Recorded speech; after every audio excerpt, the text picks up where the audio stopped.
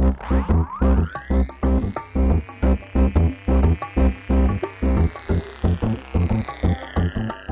may have heard of this stuff called Soylent. It is a food substitute. It's basically a bunch of ingredients. You add water, put it in a blender, and then drink it, kind of like a protein shake, except it has all the nutrients you'd ever need. And then you don't have to eat anymore, which to some people may sound wonderful because we're so busy and we don't have time for food. And to others, which I think I fall more into this camp, it sounds like absolute torture because you don't get to enjoy food. On the other hand, you only get what you need, so there are a lot of health benefits, presumably. No one should do this without consulting a doctor, making sure that you're not going crazy and putting together some crazy Soylent recipe because we're doing it ourselves. This is a mixture. This is one meal right here of powder, and then oil and water get added to it, and all of a sudden it's food, or at least fake food. So we're gonna find out what happens when I eat this. Okay, let's make one of these. We need to get 20 grams in fluid ounces? We need to add some soybean oil, some water to this. I don't really know how much, but we'll give it a try and blend it together. Okay. Since we're doing only one meal, we've got this little blender, single serving blender thing. Smells good. Actually, it does kind of smell nice. Does it? Yeah, like a cookie. Hopefully it will taste like a cookie. Well, we'll just fill the whole thing. We'll put enough water in here to fill it up all the way, I guess, because we don't want to be kind of goopy, probably. All right, oil time. This is what makes the cookie rise. Or does it? Remember when people used to have these in offices and stuff? Yep. Now it's all those like weird Brita filter things. Supposedly Soylent is delicious. I based this off of one of the main recipes that they have on the site. I'm a little bit skeptical of anything beige being delicious, I guess. Okay, so before we blend this, probably a good idea to shake it up a little bit. See if that gets things moving. There's the water moving out of the cup.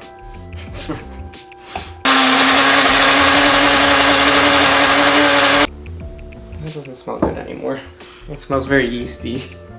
Alright, let's find out what this tastes like.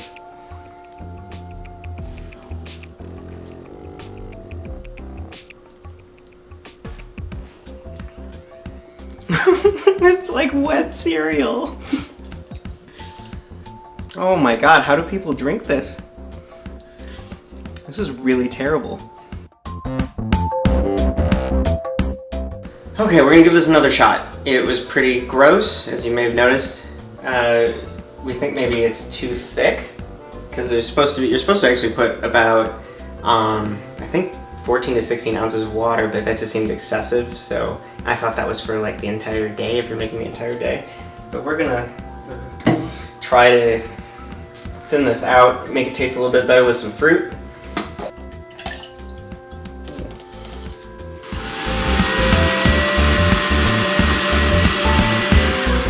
Well, that's good. It's more vomit colored now. Come on.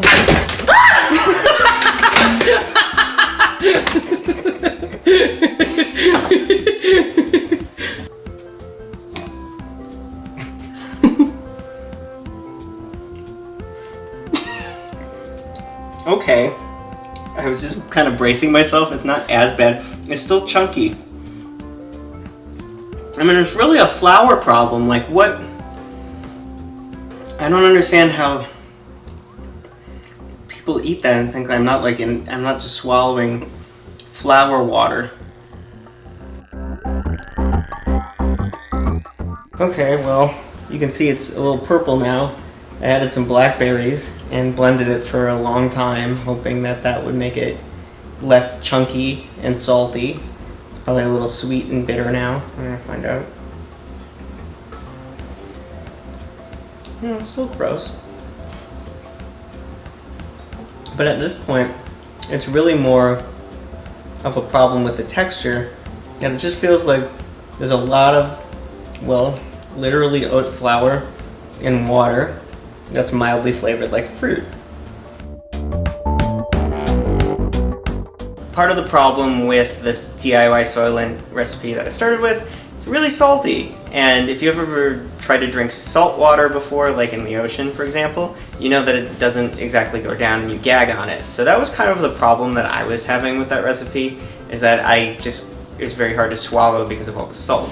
So we've changed the recipe. Now we got rid of the oat flour, replaced it with cornmeal. We put some ice in it, less salt. Also, I added some stevia extract and a couple teaspoons of vanilla, and that helped with the flavor of the previous one. Hopefully it will make this one a lot better now that it's not super salty, since the salt honestly doesn't really seem to add anything. Yeah. There it is. Oh. Get in there, corn. Oh, like there's so much of it that didn't come out. That looks less bad. It looks pretty, actually. It's like a cornfield and a white sky. You hear that ball in there, mixing it up. Okay, well, that's not horrible, except all the corn part is at the bottom. So I don't know what I'm getting other than sweetness and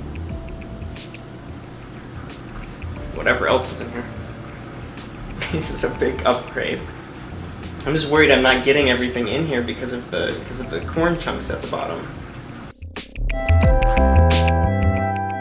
So with all the, I guess, mishaps that we've had with the DIY Soylent in trying to figure out what it's supposed to taste like or what would be good for it to taste like, I talked to the Soylent folks and they brought over a container of actual Soylent, which is, I'm told, close to the correct final recipe.